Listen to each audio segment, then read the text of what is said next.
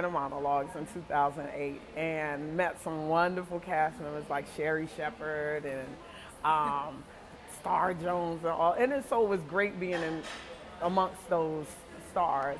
And I was just sitting home one day, and I had a roommate at the time, and I was talking about the Vagina Monologue. I said, shit, my vagina don't get me in trouble. It gets some good things, it don't get me in trouble.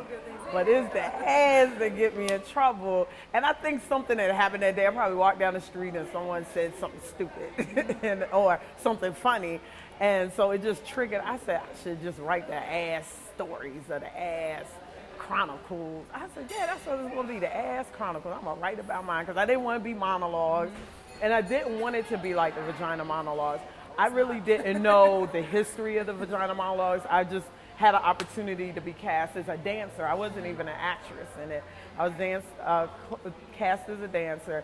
And it was just a wonderful experience and met some wonderful actresses. And I'm like, I want to do this. So I just started writing. And I've always written poetry. Here in DC, for a while, I was on the poetry scene heavy as a host. I would host open mics and do poetry and live music. And then it kind of shifted to hardcore rappers and tracks. And I was like, y'all deuces, y'all do what y'all do. I'm gonna go sit over here and do my rock music. And yeah, I'll holler at y'all later. So I slid off of that scene, and because I've always been into live music. And so I just had to do it. And I didn't want to do it like that. I really didn't. I knew a white woman had done it first, and it was this big movement and all of that. I was like, okay. But this, I'm going to write about this ass. So things would happen, and I would just pin it. And I think it took me about 9 months, and it was done. And then it was just sitting there. And then I teach dance. I teach belly dance hall, and where I met one of my cast members, Miss Browning. I don't know where she is. Yeah, we're going to grab her later. And she said, oh, you got to meet my sister. She went to NYU. She can catch on real quick. She'll love your class. Her sister came along, and she was a quick study. And I asked her, you know, what's your passion? What are your dreams? And that's very important for me. Whenever I work with someone, you have to be pursuing your passions. And if your vision, and if you don't have a vision, we can't work together. And if your vision and your dream lines up with what I'm trying to do and where I'm supposed to go, then let's work together. So at the time, her vision and my vision worked together. We said, let's put it on. I knew nothing about theater. I've never taken a formal class.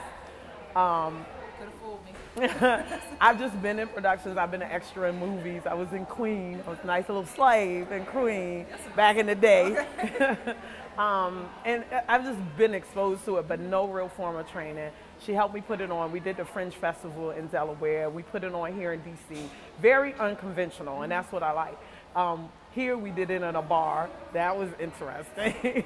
And then we done little black boxes and so forth. So we decided to go beyond the fourth wall, do something very untraditional, you know, and it just worked. She later on moved on, and I got a new director this time around, Arthur Parks. So it kind of, this time around, came from a male's perspective, which was very interesting. It really made the actresses stretch.